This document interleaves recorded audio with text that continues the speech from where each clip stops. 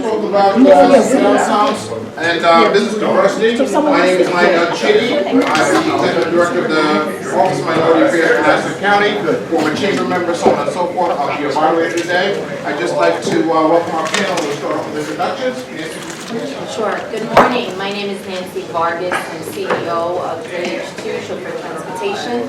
I'm a MWBD certified company with the City of New York, the State of New York, and the Port Authority. And what we do is we offer transportation services from airport service to shuttle service, airline flight crew, construction mobility, company contracting, based out of JFK.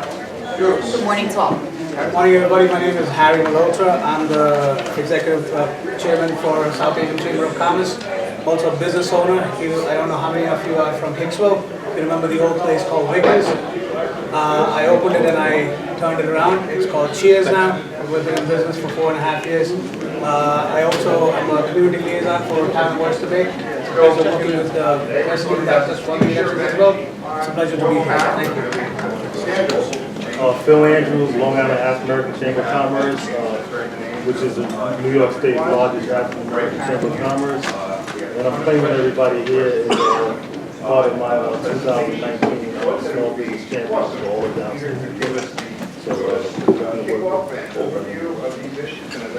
Good morning, everybody. I'm Tina Coletti. I am the co-chair of the Suffolk County Alliance of Chambers. I also sit on the board of Suffolk County Downtown Revitalization, and I am the chair of the Suffolk County Women's Advisory Commission. I am a real estate broker. I work with Small Real Estate, and I do a lot of work in Nassau and Suffolk County. So I'm very much involved in this and aware of a lot of what's going on in both communities. Good afternoon. My name is Steve Haynes, not Josh Beanstalk. He's a colleague at New York Institute of Technology. Some people know of us as New York Tech. I'll be here discussing our industry initiatives that can benefit small to large businesses. I looked on the table, you'll see two brochures on that, and thank you for allowing me to be here. Good morning, Ritu Wackett. Everybody call me Ree, please. I'm from the New York State Small Business Development Center at Stony Brook University. We are a joint venture between the SBA and State University of New York to provide technical assistance to small businesses. What I'll largely be speaking about today is certification for women and minority-owned businesses. I have my business cards with me. Please come and visit us. I'm happy to answer any questions. Thanks for having me. Good morning, I am Elizabeth Custodio and humbled by all of the people on this panel. My goodness. I am the Community Development and CRA Officer for People's United Bank in New York. We are around over 76 years, and we service from New York all the way up to Boston. And I'd like to say that we're a commercial bank with a community feel, because we work closely with our communities throughout our footprint, and especially interested in small business and development. And so thank you for having me.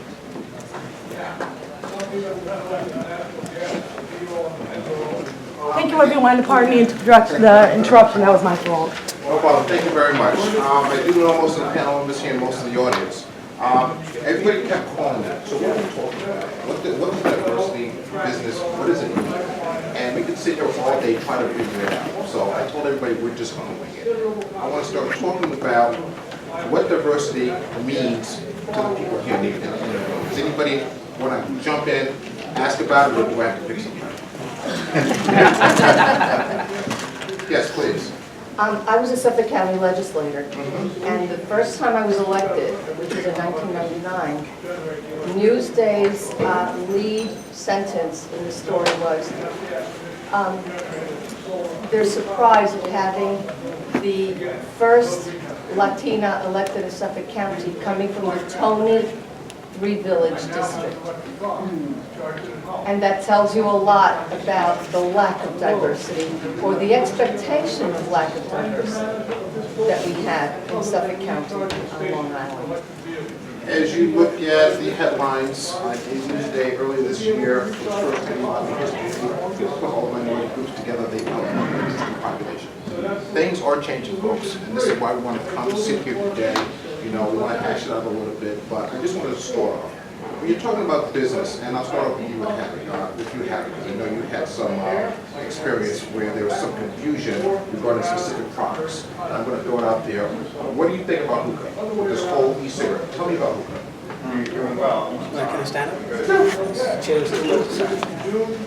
See, there's a difference. Basically, you have to educate everybody. You cannot expect everybody to know everything. I don't know everything. But I come from a certain culture that hookah is not supposed to be tobacco. Hookah started 5,000 years ago in India. It was basically dried apricots. It was dried fruits, strawberries, apples. Basically, if you take any kind of meat or any kind of fruit and you leave it in vinegar or just leave it, everything kind of lets oil go, you know. So basically it's supposed to be concentrated. And you can eat it actually, but it tastes a little too sour. But there's supposed to be no tobacco, no nicotine. That's actually what hookah is supposed to be. Yes, we can blame the West, but it's not actually true because it's traveled around the world. People kind of take any kind of dish and they make it their own. It's the same lamb, the same goat, the same chicken that goes throughout the world, but everybody has their own kind of marination. I can only give this kind of example because I'm a restaurant owner and you know. So you basically keep on changing. People change it according to their taste. But youngsters today, millennials today, who are of age to smoke, and the funny part is we're selling cigarettes, but hookah age is 19. I don't know how many of you are aware. There's no age restriction on hookah. It's 19. The reason being it's 19 because it's supposed to be a non-tobacco product. It's supposed to be a non-nicotine product. But yes, people do all sorts of stuff. There's good and bad in every industry. Juul, of course, we are having a problem. We still haven't been able to figure it out. Nobody's been able to point out what exactly the problem is in Juul. Some of them, they say there's conspiracy theories, Philip Morris trying to buy out, whatever. But we still cannot find out what the problem is. They're saying, oh, there's what do you call it, marijuana in there, there's so many other chemicals. But we need education. And when I say about hookah, if we do it the right way, it brings all the youngsters, all the millennials into the town. It does make a difference. Most of you or some of you might disagree with me, but if we do it properly, if it is controlled, like health department comes and checks the restaurant, and usually I've been through health training as well, I'm a food manager trainee. They come on lunchtime when you're busy, crazy, because they want to see where the screw-ups are happening. Are you keeping the meter? You can do that. There could be a department set up or an official set up. Yes, I know there's shortage of staff. There's an excuse for everything to not to do. But let's say Hicksville. I'm from Hicksville. There's nothing there. I have a bar, I have a lounge, and a restaurant. Most of the youngsters that come there between the age of 25, 30, I'll call them youngsters because we don't entertain 21-year-olds. They are bored. Where do they end up? We've had discussions. I've had officials at my restaurant. Youngsters, they complain. There's nothing. Hicksville after 8:30 is dead. You'd be scared to walk on the street. It's dead, completely dead. No form of entertainment. Yes, you're building buildings there. You want the downtown, but you want some sort of entertainment. You want something. Patch on. Beautiful. I visited, I sat with the mayor and I was very good at we walked. 2:30 in the afternoon. It was packed.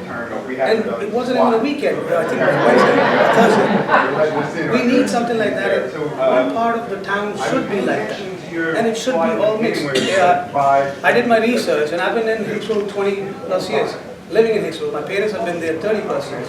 I'm from Queens and the city originally. Got married and I moved to Long Island because I'm an Indian American. So we live in a big family. I did my research around 18 years ago. There were 52 bars and restaurants in Hicksville. 52. Do you know how many are there right now? 2. I'm the only biggest restaurant there. And there's a Broadway bar on South Broadway. There was Legends, but unfortunately we got burned down. Very sad. There's only 2. Any other restaurant, Metropolis, yes. That's a steakhouse. But we don't have any, we don't have any diversity. Yes, there are a few Latino restaurants coming up. Jalea is one of them, Peruvian, and that's it. Nothing else. If you go through Hicksville, you'll see stores, you'll see big shops. Sears has closed down. Where are the people going to go? You expect youngsters and millennials to come in, but we're not giving them anything. We don't have, every shop owner complains, we don't have foot traffic. We do not have foot traffic. Yes, there's a train station 3 blocks away from my place. People walk downstairs, they walk across, they're gone home. Yes. So, That goes into that whole downtown Thank you. different culture, because as they change, demographics change, people's tastes change, start changing. I'm going to speak a lot about education, a lot, probably on every topic. I'd like to start off a little bit with a little bit about MWBE. What does that mean to the local businesses here in Long Island? I'd like to actually throw this out to the audience momentarily. Is anybody in this audience MWBE? Okay, a few of you. Very good. Wants to come up here and do my job. Okay. So when you hear the term MWBE, for those of you that didn't raise your hand and aren't certified or may not know, it stands for Minority or Women-Owned Enterprise. The government at every level has goals for minority-owned businesses and women-owned businesses. New York State as well has a certification for service-disabled veterans. Is anybody a service-disabled veteran?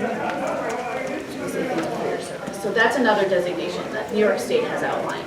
So at every layer of government, from municipalities, counties, townships in some cases, states, and federal governments have certification. If you're a woman-owned business, if you're a minority-owned business, you can be both. You can be a woman and a minority-owned business.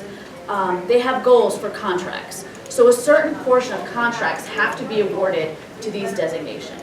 Woman-owned, minority-owned, in the case of New York State, for service-disabled.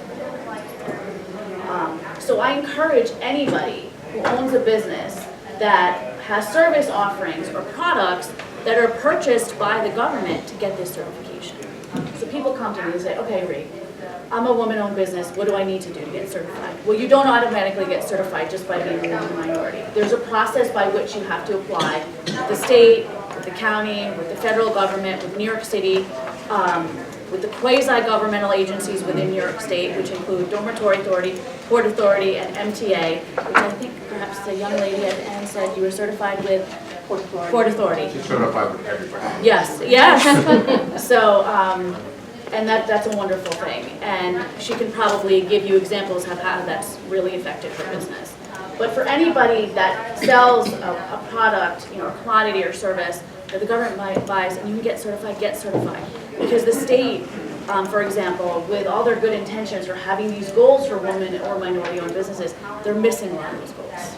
They're missing them, especially for women.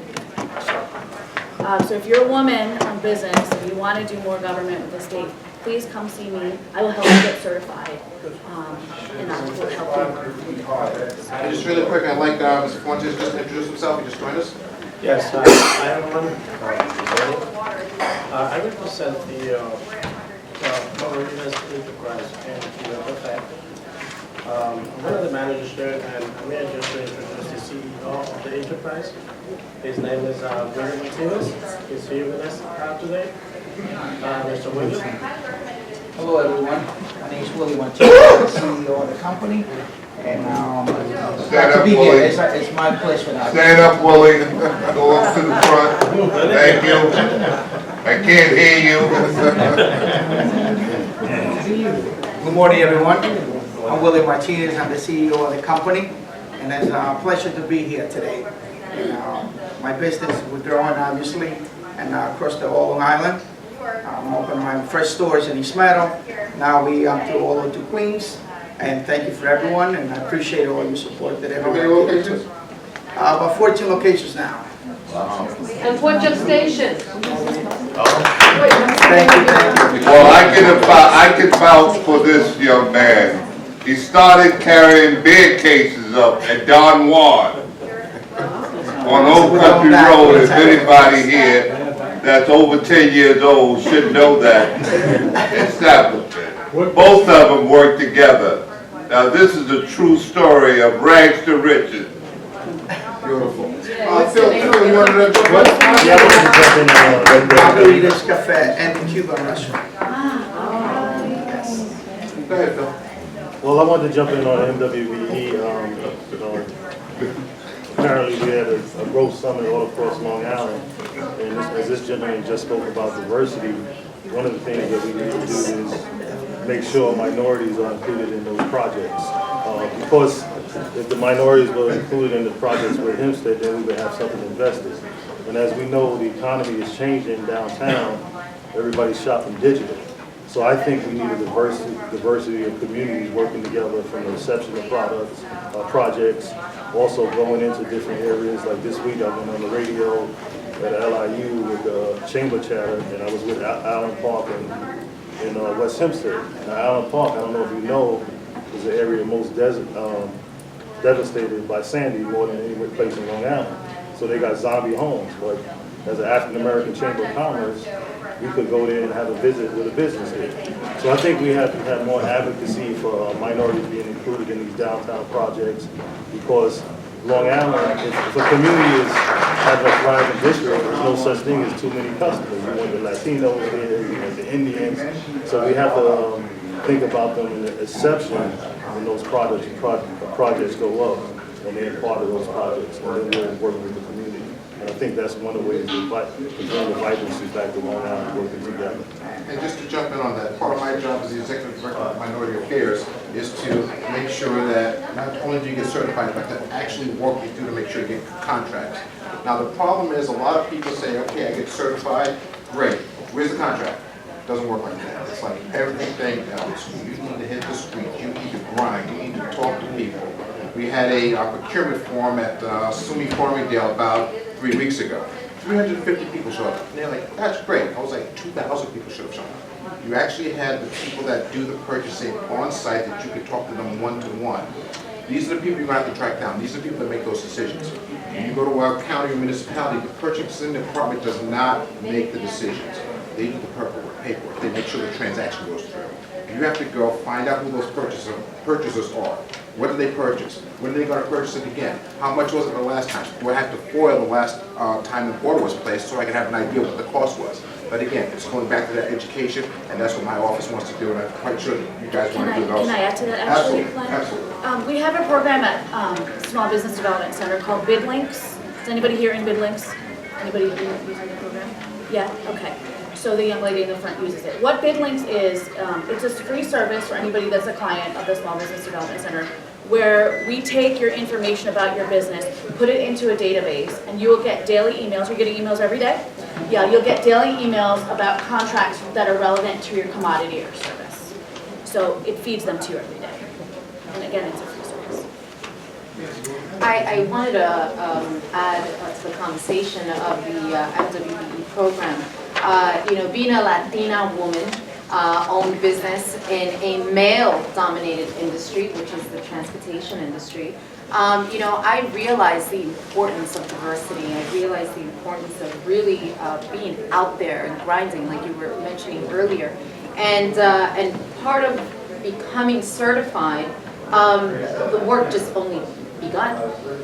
You really have to be out there, and I'm of the belief that no one's going to hand anything to you, right? You need to go out there, and you must be your own best advocate. No one's going to sell your company as yourself. You have that passion, you believe in yourself, and you believe in the product and services that you're offering. And so I've been my biggest advocate, really just attending every procurement fair, both in the city and in Long Island, having one-to-one meetings with the procurement officers, recognizing what city agencies or what agencies truthfully have a need, in my case, for transportation services, and calling, picking up the phone, emailing. I would like a one-to-one to discuss any opportunities that might be at your agency. So I just really believe that you have to push really hard, be an advocate, engage, network. I have so many people that tell me, Nancy, I just see you everywhere. Do you ever sleep? Yes, I do sleep. But I truly make sure that my brand awareness, that I'm out there really pushing forward and ensuring that the MWBE certification is not just something that I have on my wall. And if I could just add to that, Lionel, I'm a testament that the MWBE program works. I became or I was awarded a contract with Delta Airlines for the LaGuardia reconfiguration project. Congratulations. Well, thank you. Thank you very much. Thank you. And, you know, it really was a game changer for our company. We are a growing company. We have been in business since 1995. My husband founded our company in 95. He was a chauffeur himself, had a great passion for the transportation industry, and you know, loved providing customer service. And honestly, if truth be told, I was just simply a supportive wife. He had the entrepreneurial spirit. I was in corporate America, had just a desire to be a supportive wife. How did, from then to now, have become the CEO and have a great passion of my own for transportation industry. Not sure how that happened, but being in operations for 14 years might have had something to do with that. But really, I just enjoy the work that we do. I think in the climate that we're in today, in my industry specific, you know, we're vetting each and every one of our chauffeurs. Safety and compliance is a very big, important, you know, factor in my business that I'm concerned about each and every day. For not only my employees, I am an employee-based model, but you know, for my clients that we're writing each and every day. So we're vetting our chauffeurs, we're ensuring that we're you know, drug testing them, that we're doing background checks, that we're ensuring that, you know, they're representing our brand to the highest level. And of course, you know, having Delta under our belt and being able to be a part of their vendor list was definitely a true testament to the MWBE program, and I will continue to push forward every single day. If there's a procurement fair, I will be there, you will see me. If there's an RFP out there, I'm going to make sure that I respond, and it's a process. It just doesn't happen overnight. It's a process, but you have to believe and be an advocate of you know, the services that you provide, and believe it in yourself each and every day. Gina, let me just interject for a minute, because I know you had the Suffolk County Chambers. Yes. And I can't tell you how many questions or problems adversity that ran across my desk when I ran the Hicksville Chamber. Does that happen here?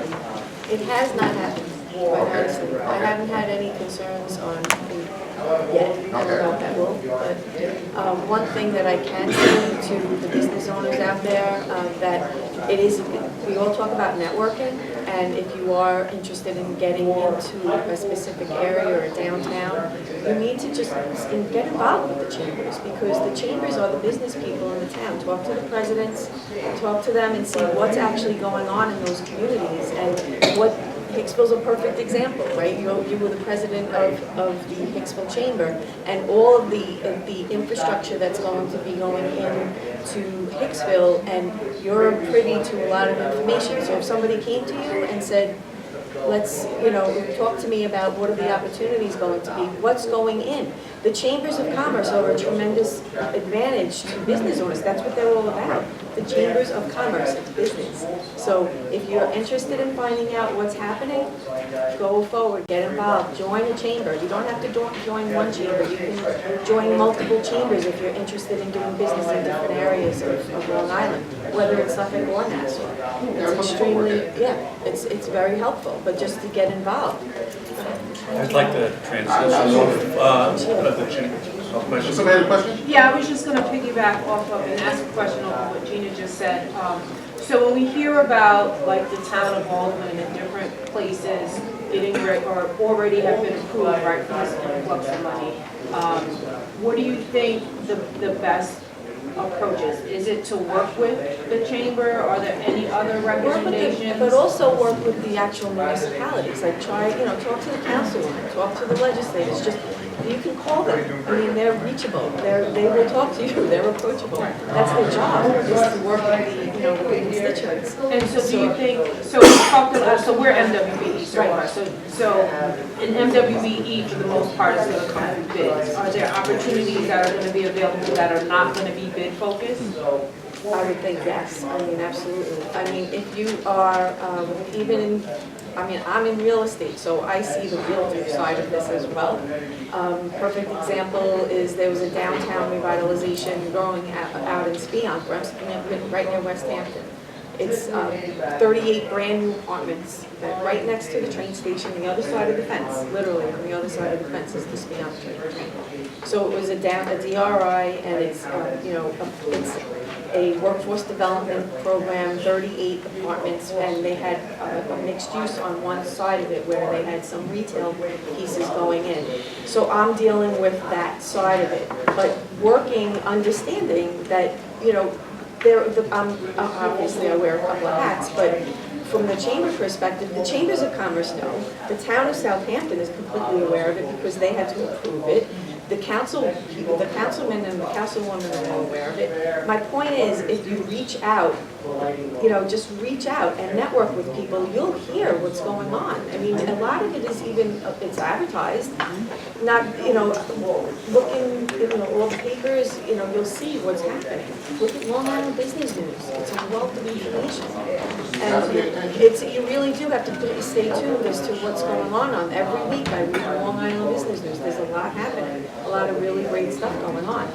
So if you really are interested in, in a particular area, that would be my suggestion. At the end of the day, you not knowing is not an excuse. It's no, because the information is all out there, it really is. I was just trying to clarify, like, how much of it is actually going to be bid and Well, versus. the thing is, if you're interested in, How we can if instruct you're it. interested in, like, the RFP process, I know, like, when we talk about getting certified as an MWBE, that's a process in itself. I mean, if you could, I guess, how long typically, I guess we didn't really ask that question, is there like a time frame that you could say? It depends on the certification, but I think I can answer your question to piggyback off of what Gina was saying about the bids. Not every contract goes out to bid. Right. Sometimes a significant portion of contracts go out discretionary, which means, say for example, I work at Stony Brook University, and we need, tell me what you do. We specialize in water advisory, consultation, and filtration. Okay, so we'll say for one of the expansions at Stony Brook University, they need those services. Maybe it's a relatively small contract, $50,000 or under. We can go to whoever we want. So it's all about relationship building, and I'm sure Nancy's probably found that in transportation, what she's done. Contracts of a certain threshold, I'm sorry, I have a sore throat, so I'm sucking on a bit, so I apologize if I'm like puffing on the side. Under a certain threshold, it's all about relationship building. So when Lionel was talking about going to the procurement fairs, Nancy was echoing the same thing. That's really important because once the contracting officers get to know you, and you may not be a prime contract your first time around. Does everybody know what that means when I say that? You may be a sub to a prime. So not only do you want to get to know these agencies, the contracting officers of these agencies, you want to get to know the primes. You want to get to know these larger companies that are getting these huge multi-million-dollar contracts that at first you may not be able to fulfill. Eventually, yeah, down the line you can. But if you can get a small piece of it and show not only to the prime, but to the agency that, hey, I can do this, I can fulfill it, and they know you, then next time around, tell me your name? Heather. Heather. Next time around, they're like, oh, Heather can do this. We need water. We need the services for water filtration. We're expanding at Stony Brook University. Let's call her. And the other thing too is on the I'm sorry, but I just want to add, if you're interested in finding out about what contracts are available, whether it's Nassau or Suffolk County, you go onto the website. Go onto the Suffolk County website. Go onto the Nassau County website. You have to register. You can, you register if you're a business, you put your information in there, and then you'll get the information when an RFP does go out. You can pick and choose what Registration types takes of 5 minutes. In Nassau County. It's 5 minutes. it's so simple. I can do it right now for you on my phone. Yeah, it's very, very simple, literally. So if you register and you can pick and choose the types of projects or the industry, whatever it is that's suitable, that that you're interested in, you will get notified via email when those RFPs are going out. So it's a very simple process. Just to kind of transition on this, NYIT or New York Tech, most everyone's probably heard of us. They probably heard more of our health professions, medical school, PA. You may have heard of our, architectural program, our engineering programs. But we also have a very robust business school that's AACSB accredited. AACSB accreditation. It's only 6% of the business schools. Part of that certification is what we have to do, the mission statement is provide to businesses support. And how we do so is through our industry engagement program. We work with, just brief Reader's Digest version, we work with small businesses and teams with a professor and our best students to solve maybe some of your issues that you might have. Because some of you may have small businesses and you might be coming from a different background. So for example, you may be a great marketing promoter, but you may have some weaknesses in operations. You may not understand the human resources part of it. Josh Beanstock's a colleague here. He's also a labor attorney. He also teaches full-time in NYIT. We've created, through partnerships with him and his students, employee handbooks, retention policies, workshops. We provide many workshops, the Suffolk Alliance Chamber of Commerce, Nassau Chamber of Commerce, things of that nature. Our goal and mission is to have engineering. Our goal and mission is to have small teams working, especially in small to large businesses. Now, we work with mom and pops up to PSEG and a wide range of things. We've had our students sent out to California to work with a wine company to do an operations analysis to what yeast is best used in the flavor wines that they want to do. We've worked with mom and pops looking at their websites, seeing, we don't design websites, but to see from a marketing perspective, is it working? How can we change some things to get more clicks? How it basically works is you would contact me, that then would go to our chairperson of our industry engagement, and depending on what your need is, that chair will identify professors, whether it's from marketing, whether it's from accounting, whether it's from MIS. We've done a lot of projects in management information systems on people's database. The key here is we want our students to be actually doing impactful work in your business, and hopefully, with the hope, you hire them. Because we don't want to see this brain drain. We don't want to be educating our students here and then seeing them leave and go elsewhere. So this is a service that we've been working on. We've done over 50 projects with small companies. We've done over 75 workshops with companies here. And now, somebody may be wondering, well, what's the cost? Is there a cost? Well, let's cue the infomercial. 1995, and you're first born. No, there is no cost to small businesses. We're doing this because, in addition, what's in it for NYIT, our professors, part of the AACSB accreditation and our scholarship, have to prove that they work with businesses, that they're not ivory tower, that they're in the trenches with the businesses involved on that. So there is no charge for the service. Now, some of the larger companies may offer to donate to cover the tuition for that course for the students, but it's not mandatory. We've done projects, we've seen one project we don't, but just so everyone knows, that is kind of what we have our, keeping it short, I respect the colleagues Back in into this. the education portion. Right. Absolutely. And what I'm hearing, Lane, is that we're not alone. No, As small business owners, we're not alone. And We the just reason I have to brought do it the up is outreach. because people call me and they're these impediments. A lot of it is the education portion. You know, people in certain communities didn't know that was available. I work with Harry. A lot of people in this community didn't understand. You know, you just can't go and open something and start building and stuff, and we need to get permits. Well, I didn't know. Well, I got to go to court and attorneys and all this other stuff. You have to know. That's why these services are here and available for you. Liz, you wanted to jump in? Sure, you know, listening to what everyone is saying, hi, how are you?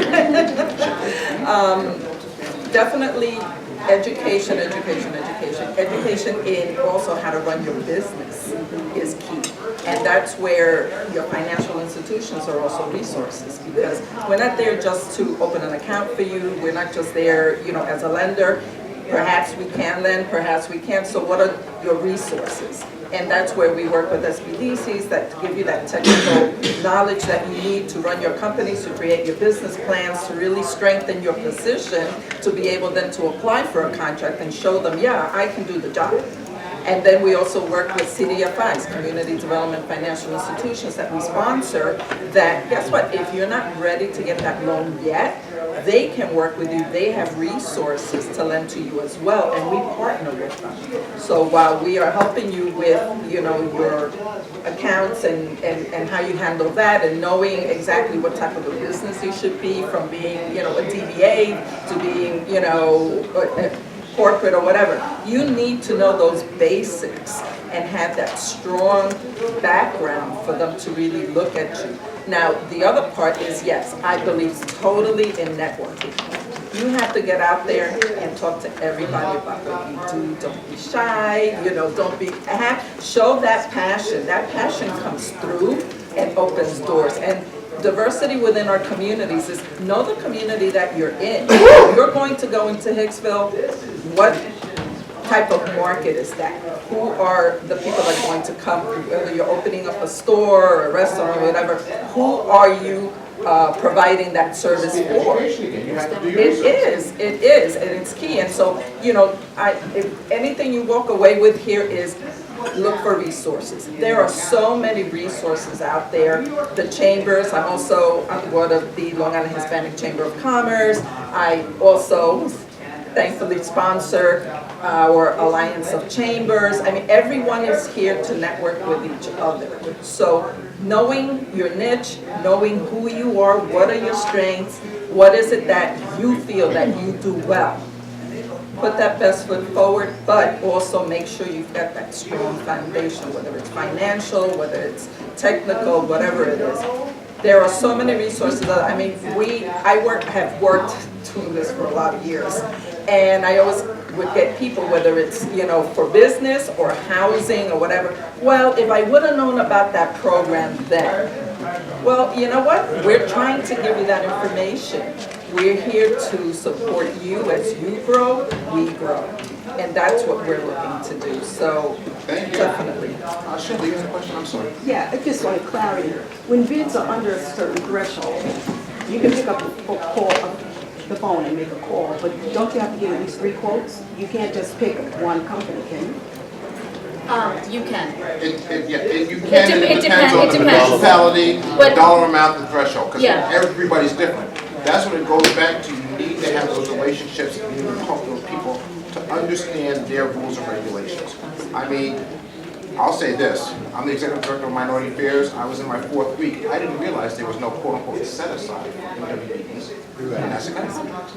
I had no clue, and I've been doing this for years. The federal stuff, DBE, I was like, wow. But again, you need, and I've done business with Nassau County before, and I went to purchasing, and I said, how do I do this? And he sat me down, what do you sell? Okay, right, and everything you sell, put in the FOIL list. He gave me a copy of every piece of equipment that I put down. It was like 8 sheets. Told me what was purchased, how much it cost, who was in charge of it, where it was located. I was a salesperson. That's gold. Hi, my name is Lionel Cheetah, this is what we do. No, purchasing makes so. No, I make a decision. Yes, you get to make a decision. Try this piece of equipment. I like this equipment. Let's get the specification. I'm the only one that sells that. So you get the specification on my stuff. You got what needed. I got it. But to answer your question, you got to talk to the municipalities, find out what their rules and regulations are, and find out how they have access to that system to see when those bids come. On growth, we're talking mostly about new projects, new developments in downtown. We're talking about cultural diversity here. However, as a past president of the Merritt Chamber of Commerce, I'm also involved with Elmont. I deal with 2 different cultural diversities within the communities. Having been a past president of the Chamber and being involved with so many different businesses over the years, as I look around many of our downtowns, we have more hair salons, nail salons, restaurants, and they're all good. But when people come to me and say, I want to open up a business and I want to sell handbags, I almost feel like the SBA because I say, do you have a business plan? Do you know how you want to open up in Merrick, but do you know how many other people in Merrick are selling handbags? Send them to us. And We'll help them. what is your business going to do that is different than every other handbag business? Are you going to import those handbags? Are you going to go into the city and buy them from another source? So I sit with them, and yes, I do a lot of encouraging, but I also discourage because they have no clue what it is like to run a business, to have to start it. They think they walk into a bank and they open up an account and they come in with a Michael Kors bag and they think, oh wow, I have an expertise. They have no clue. So I sit with them, I counsel them, I try to give them ideas as to where to start and how to motivate them to really be a specialty within a specialty, because that's what our downtowns It need. goes back into the education. Education. And the reason I say this, going on with our topic, sometimes people are afraid to go and ask and go to utilize these services. I can't tell how many times when I was at town, goes to bed, you have a problem? Meet me at town hall. I will walk you through the process, because it only takes once. They're like, that is it, I'm actually going to ask a few questions. Whether it's a language barrier, whatever the case may be, they will be there, and if you know where to go, reach out to your chamber, wherever the case may be.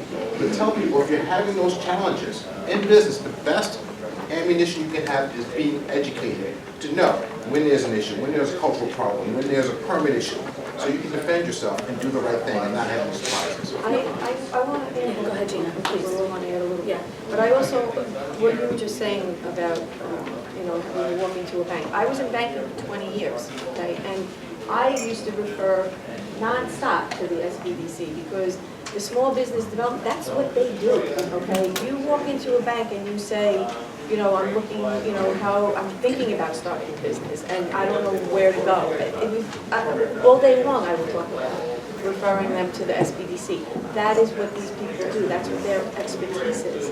They specialize in doing a business plan for you and getting you prepared so that when it does come time to actually go for a small business loan, you're positioned correctly. So, I mean, we're all up here for, obviously different reasons, but all for the same reason at the same time, where there's a lot of little pieces to the puzzle, but I think the common denominator here is really just reaching out and networking, and do not be afraid, like I said, walk into the municipalities, walk into town hall. If you're asking about questions, talk to your chamber presidents, talk to a legislator and find out what's going on in your world and where you want to be.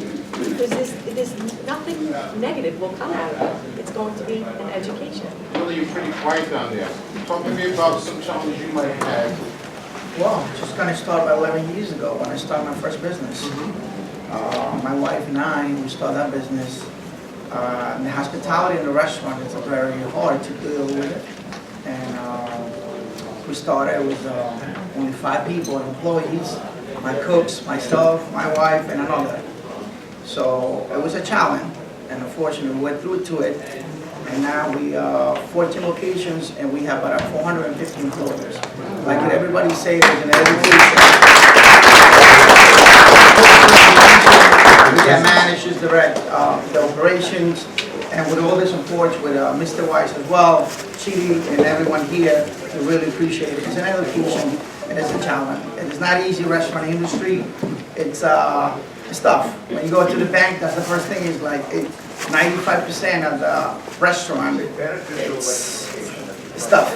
No, it is. You know And what? that's why we It's- have our resources. Exactly, so they're like, hey, listen, it's a risk. 95% they're like, hey, no, there's no loans. But you know what, thank God, my business is growing, and we're here for anything that you guys need, I'm here. As you go through, whether it's the African American Chamber of Commerce, Long Island Hispanic Chamber of Commerce, the Hicksville, whatever the case may be, the information is pretty much basically the same. But again, you have to reach out. We've seen chambers do outreach, do seminars, whatever the case may be. It's only worth it if people show up. You don't care where you're from, because at the end of the day, what does everybody want, no matter where you're from? Either take care of their responsibilities, pay their bills, take care of their families, keep a roof over their head. That's it. It doesn't matter where you're from. I just wanted to dive a little bit with Harry. Can you talk about that whole cultural outreach amongst businesses within the area? Well, start with our Chamber of Commerce. We have South Asian Chamber of Commerce, and what we basically did is South Asia is not just India. It's India, Pakistan, Bangladesh, Nepal, that's South Asia. What we did, we brought everybody under one umbrella. That's why we call it the South Asian Chamber of Commerce. And it has the versatility, it has the diversity, Everybody came under one roof. Then we started talking to the town supervisor, Mr. Saladino, and as I said, I'm a community liaison working on his team now. This happened over 2 years. We organized events. We did an event where we called it Salam Broadway, means Hello Broadway, where Supervisor Saladino and his team walked to every business. We had to do it in 2 rounds.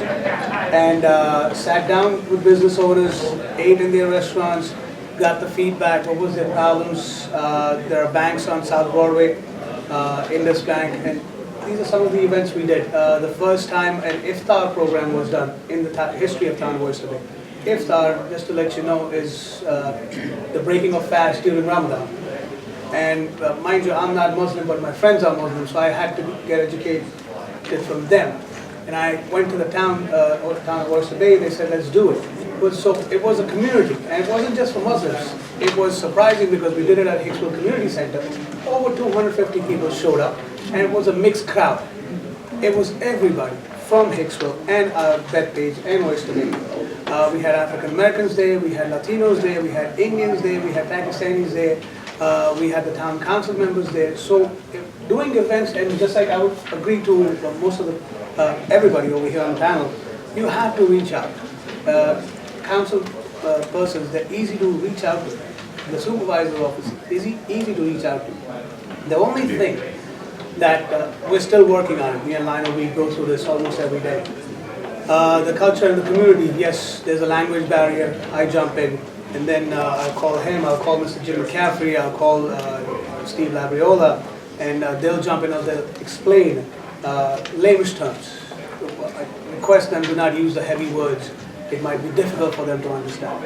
And first you got to understand the culture they're coming from.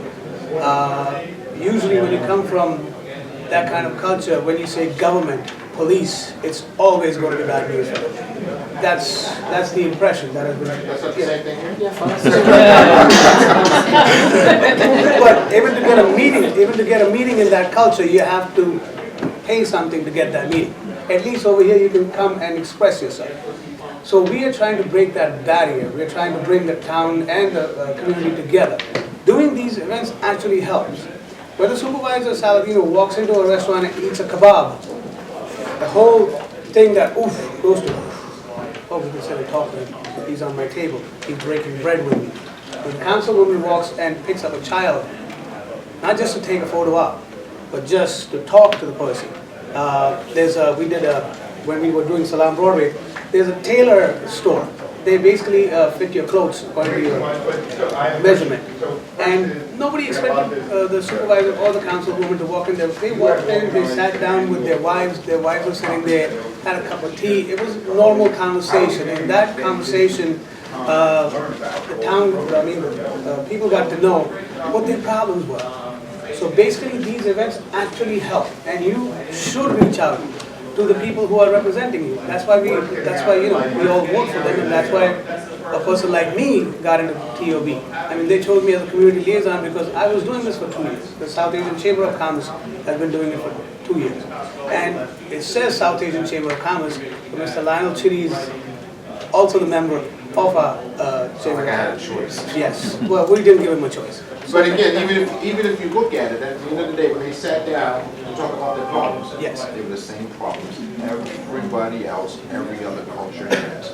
Why do I have to open? Why are there fees for this? Why is there no parking? Why is this? Why? But again, people think it's just for us and it's just because of us. No, it's global. But again, you still need to get yourself educated. I've seen people screaming about specific parking issues. How come there's meters in front of you? Oh, you know what? The town actually never really took a look at that. You complained about it. Now let's take a look at it. Oh, okay, maybe we don't need meters. Maybe we need a meeting. But again, I always tell people, you can't expect others to know what's going on. You need to tell them. But first you need to know what's going on. Yes, Phil. I wanted to make a point about the diversity study that they have between Suffolk and Nassau. Just so you know how important the Chamber of Commerce is. The company is an out-of-town company that got the contract. I believe you know that. No, not yet. The RPS is not yet. But they reached out for vendors for the Chamber. So the Chamber of Commerce is your go-to organization. Just like the senior councilwoman in town of Hempstead, she made sure I was on the small business board.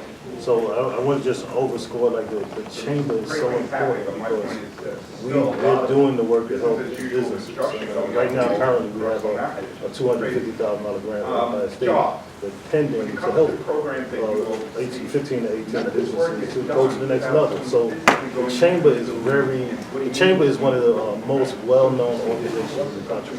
It's one of the oldest organizations in America. So the first thing anybody comes to any town, any business, what they do, they call their local chamber of commerce. So I can't emphasize how important the chamber of commerce is, and particularly in our area because Nancy, you want to jump in? Yes, I certainly want to emphasize on that as well. So I operate out of JFK, and so I became a member of the JFK Chamber. Not many people know that there's a JFK Chamber. I didn't know about it myself. But, you know, researching and understanding where you need to be. You know, I'm a member of the Queens Chamber. I'm a member of the Long Island Hispanic Chamber. So being involved and networking, I know we've heard this word a few times today, but I can tell you that I personally network every single day. I'm at an event every single day. And December, forget about it. The weekends, I'm networking. You know, I really just wanted to share how important it is to really be involved in your community, within your industry. I became a board member of the Long Island Transportation Association because I want to know what's happening right here in Long Island. I became a board member of the Limousine Association of New York because I operate out of JFK. I became an active member of the Limousine Association of New Jersey because I cross state lines every single day going to Newark Airport as a transportation provider. I became a member of the National Limousine Association because, you know, we do affiliate work globally across the country. So I need to know what's happening in other markets. So being involved and being educated and being out there. I became a co-chair of a Women Leadership Council for the National Limousine Association because I care about women leadership and I advocate for women in business. So I really, you know, believe that, you know, it starts from here as a leader. But it becomes being selfish also because you're giving back, guess what? You're promoting yourself. You're learning how some of these nonprofits work. You know, I was shocked, the president of the Chamber of Commerce, you got up all the time to watch the bailout. You're not going to talk to me. You pick up the phone, who are you? I'm the president of the Chamber of Commerce. It does matter. It does matter. And it doesn't matter what culture. Again, if you're part of the community, you do your stuff, you get involved. When I first got to Hicksville, I said, well, they're a very large South Asian population, how come they're not part of our chamber? And I heard the typical, well, we don't like them and they don't like us. Stop. Stop it, really. We tried, and again, there were cultural differences. One side wanted certain things, the other side wanted some other things. We got a few, we lost a few, but I can see it in our street fair every year. We went from 0 participation, 35% participation over the past 10 years because they would say, what's going on over there? This is nice, but now, nobody can. They just wanted to go out. They just wanted to go out. Lionel, and this morning at our breakfast, I walked away thinking to myself, I heard a comment of, well, why don't we open a youth chamber of commerce? Because we all heard the youth complaining about all these great things that are being said, but where is there a place for them? I thought, oh my God, how come we haven't thought about that earlier? Because if we can get the children, if we can get the youth involved, they're our future. Maybe we can send them to we really should have a conversation about this because the youth spoke this morning and I heard them loud and clear, just like each and every one of you. And they want to get involved and we should have resources for them because they are our future, they are our children. I have a 19-year-old and I love that she's so involved in youth, in you know, kids of her age, and what can we do to give back?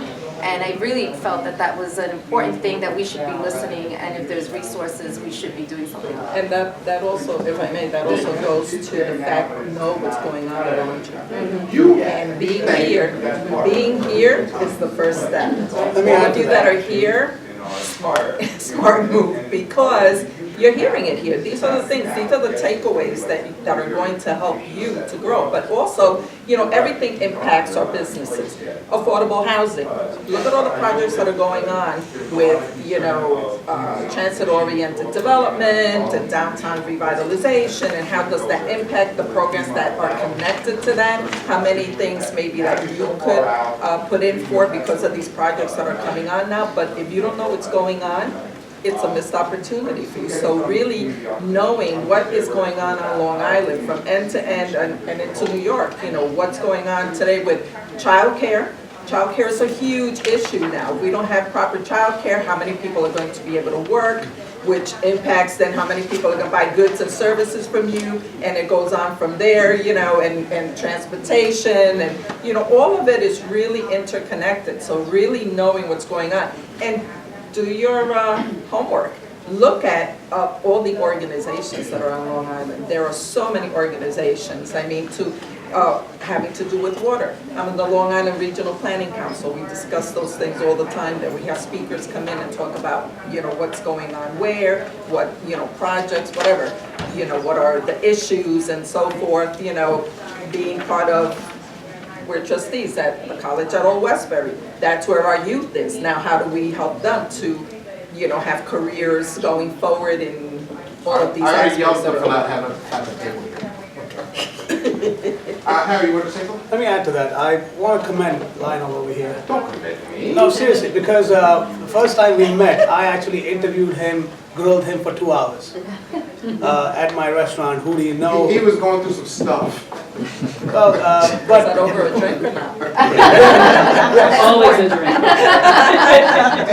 I became his, the member of the Chamber of Commerce. I started attending events, and I learned through those events. I started educating to my folks, to my, the business owners in my community. They came on board, and if I'm right, 3-4 years, how many members were there and how many are there today? Like, there was only like 20-30 members, and now it's like what, 200? Yep. Some 200 members. That helped me in my South Asian Chamber of Commerce. We have around 250 members now, and his has, of course, gone up. But we started getting involved in events. So that, I think he deserves a round of hand, because he's done such an important work in 10 years. And he could have, the first line he said when I met the South Asians, he was told, they don't like us, we don't like you. He could have just given it up over there. But you gotta keep on knocking on doors. You gotta keep on hammering that so that that wall breaks down. And it's funny, we met because one of the tenants in these strip malls and the property manager said, this guy's having some problems regulatory. Would you mind? I was like, why not? And that's why he interviewed me. He's like, what are you doing stuff by my place? We had a very long conversation. Lionel, and just one more thing, talking about networking, because I love networking. You and I met at a BNI group, Oh, yes.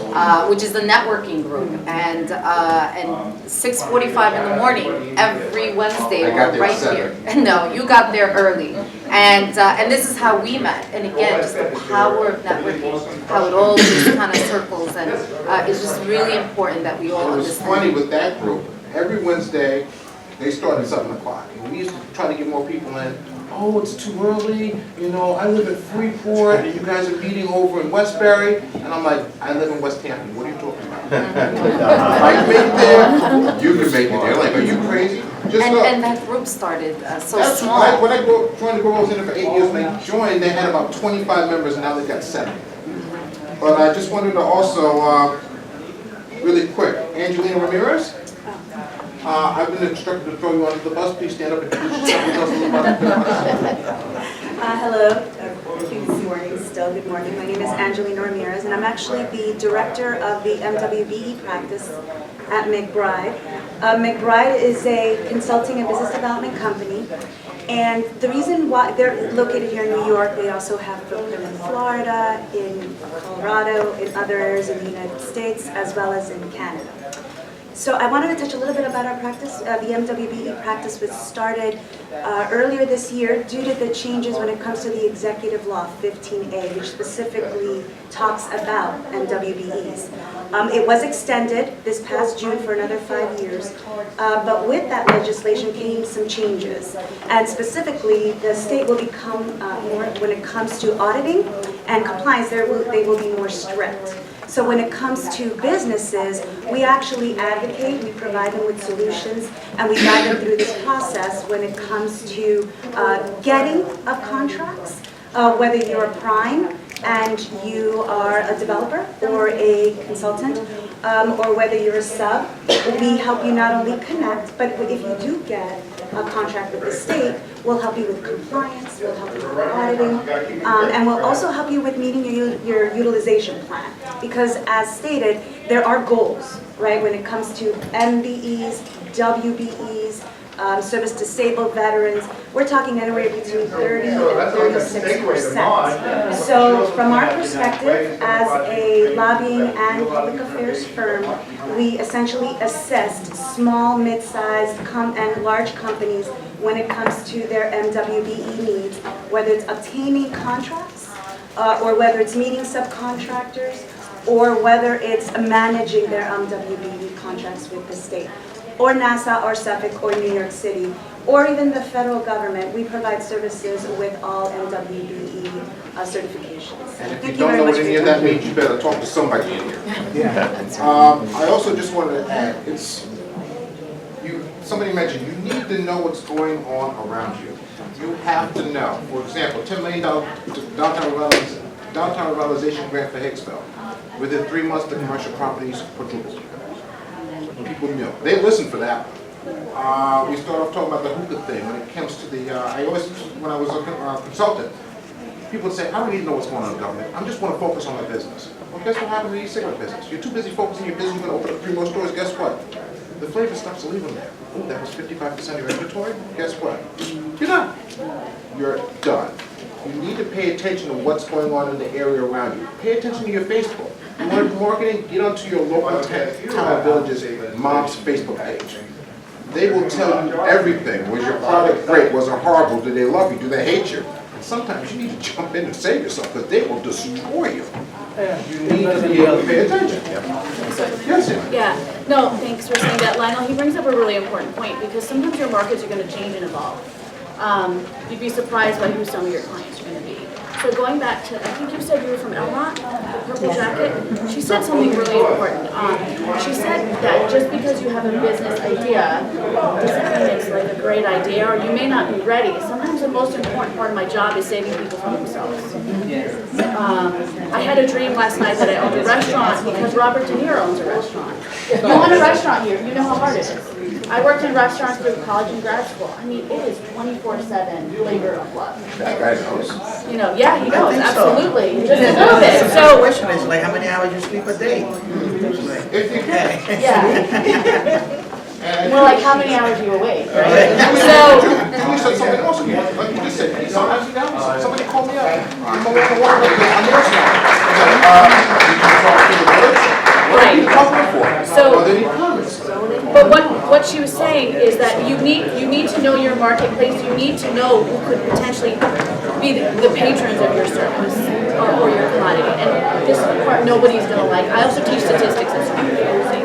So it's kind of a good, mix of my life and economic development is put your budgets together. When you go for those RFPs, you're gonna have to do it. Can you fulfill it? Oh, there's a $3 million contract. I want it. It's great. It looks really good. But can you do it? Can you fulfill it? Can you get it? If you can't, we can speak to Liz, okay, to see if she can bridge, do some working capital. But the financial portion is really important. You have to pay attention to what you're doing. Just really quick, because I think we're going to be kicked out of the office. I'm sorry, I have one. But I don't know if people are familiar with the Miller Business Center at the Middle Country Library in Center. But if people want to open up a Cuban restaurant, they can get a list of every Cuban restaurant on Long Island or wherever, or a handmade store or whatever. It is such an amazing resource. We've got some specific libraries, business groups, SBDC, Anything you want, SBA, child care in the area. entrepreneurial assistance programs, all these different resources. But again, if you have questions, come up here, get their cards, call me. I think we need to wrap it up, folks. Thank you so very much. Thank you for